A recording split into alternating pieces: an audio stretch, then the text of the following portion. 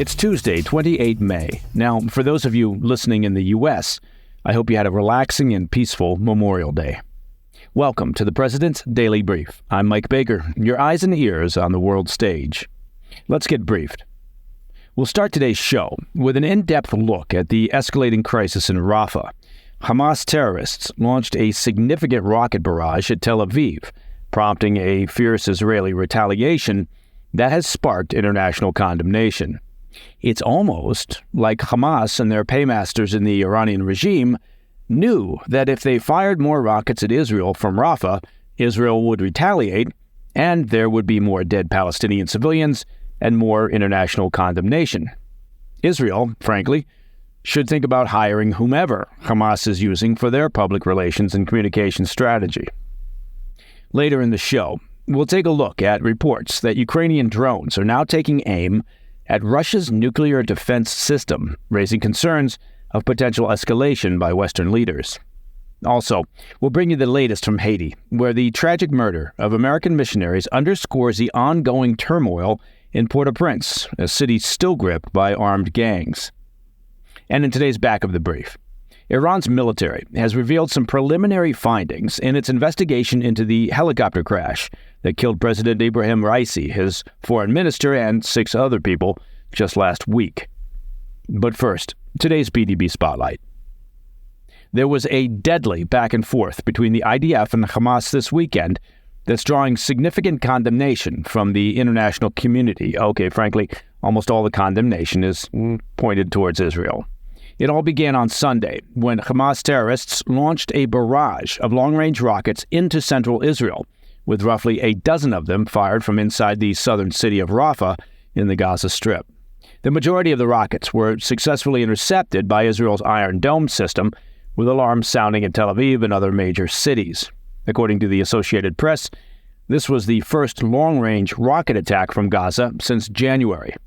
Now, Hamas took responsibility for the barrage, claiming the launch was retaliation for, quote, Zionist massacres against civilians. Well, that will play well on U.S. campuses. Hours later, Israeli forces launched a retaliatory strike into Rafah. Israeli Defense Forces claimed its aircraft had struck a Hamas compound in Rafah, where a significant number of terrorists were operating. The IDF said the attack had killed 2 senior Hamas officials. However, reporting on the ground from Hamas officials said the strike killed at least 45 Palestinians, including displaced civilians living in tents that were engulfed by fire. The Israeli army says it had taken steps to minimize the possibility of civilian harm ahead of the deadly Rafah strike, and that they hadn't anticipated civilian casualties.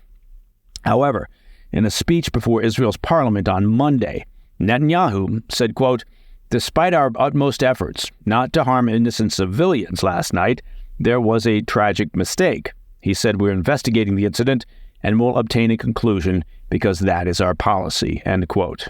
Israel, of course, faced a wave of international condemnation following the strike in Rafah, including from the United States. U.S. National Security Council spokesperson John Kirby told Reuters, quote, Israel has a right to go after Hamas, and we understand this strike killed 2 senior Hamas terrorists who are responsible for attacks against Israeli civilians.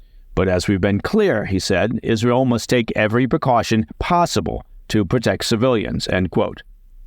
Diplomatic efforts were set to resume this week to broker a deal to release hostages and establish a ceasefire. However, Hamas leaders have told mediators that it will not participate in any negotiations following Sunday's strike. Now, again, Hamas prompted the retaliation from the IDF by launching a barrage of rockets into Israel. So, and maybe I'm just pointing out the obvious here, it's a bit disingenuous to then act as if you, meaning Hamas, won't participate in negotiations because of the retaliation which they prompted. Now, there's one more incident worth mentioning. On Monday, Israeli and Egyptian forces exchanged small arms fire near the Rafah border crossing, leading to the death of 1 Egyptian soldier. After the incident, IDF officials contacted Egyptian officials to stop the fire, and no Israeli soldiers are reported to have been injured in the incident. Both the Egyptian and Israeli militaries are investigating what happened. So, the best analysis that I can offer at this point in the conflict is it's a complete goat rope. All right, coming up after the break, we'll dive into reports of Ukrainian armed forces targeting 2 long-range radar sites important to Russia's strategic nuclear defense system with drone attacks. Plus, we'll bring you the latest from Port-au-Prince, where armed gangs have brutally murdered 3 missionaries, including family members of a U.S. lawmaker. I'll be right back. Welcome back. A pair of Ukrainian drone strikes deep inside Russia are causing some alarm with the U.S. and NATO. Now, Ukrainian strikes inside Russian territory are nothing new. As we've been reporting on the PDB, Ukraine has been targeting Russian oil refineries for the better part of a year now. However, it's a new choice of targets that's starting to cause some concern.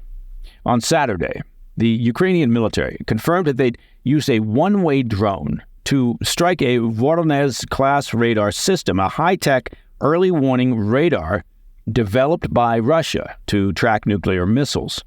This is one of Russia's most modern radar systems, and there are reportedly a total of 10 of them deployed along the Russian border. Each has a range of around 4,000 miles and can track approximately 500 objects simultaneously. These over-the-horizon radars are designed to detect and track incoming ballistic missiles, aircraft, and other aerial threats at long distances. The system plays a central role in Russia's overall missile defense network and forms part of Moscow's nuclear warning system.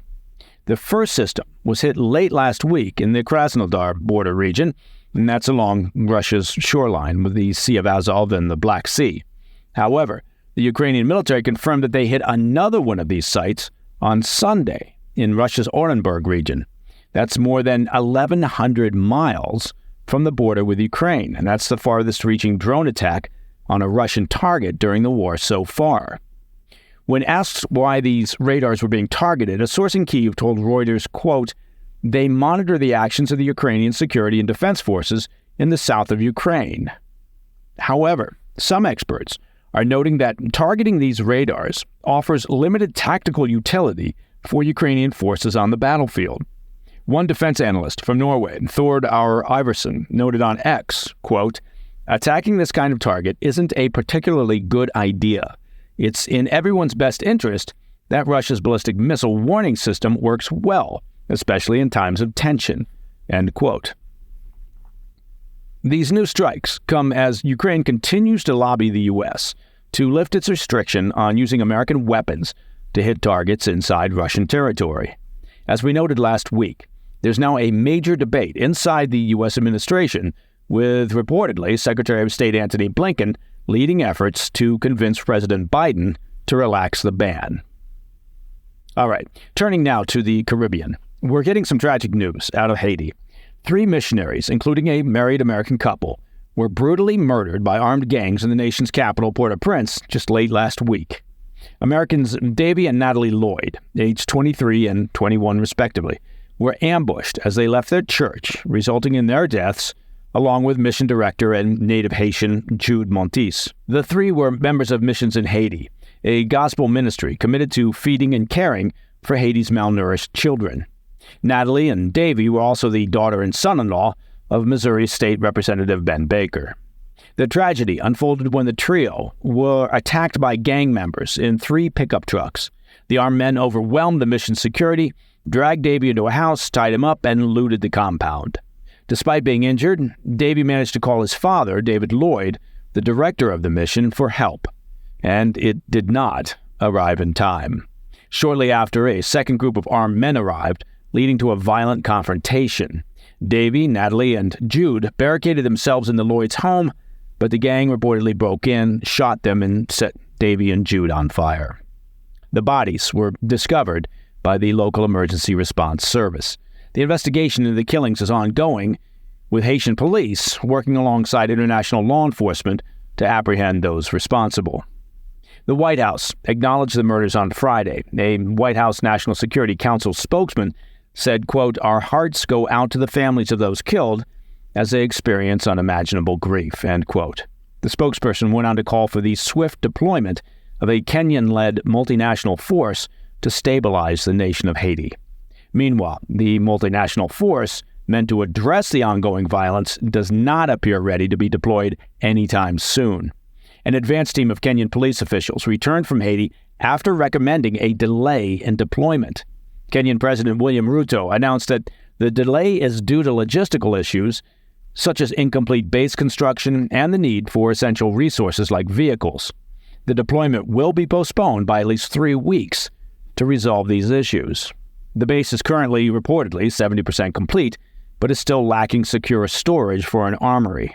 With $300 million in support from the United States, the multinational force will include approximately 1,000 Kenyan police officers and personnel from Jamaica, the Bahamas, Antigua, and other locations.